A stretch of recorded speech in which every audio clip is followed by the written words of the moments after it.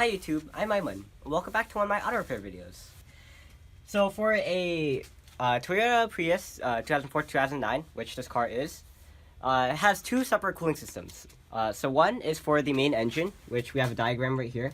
Don't get this confused, this isn't the other one.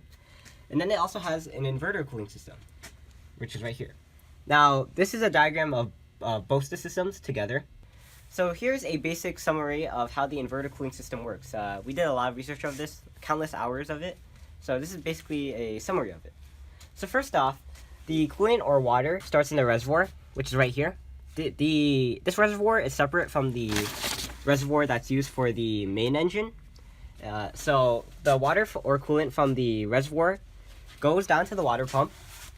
And then from the water pump, it goes down to the transmission. And then it cools down the transmission because the transmission is going to be hot. And then from the transmission, it goes to the radiator. Now, an interesting thing to note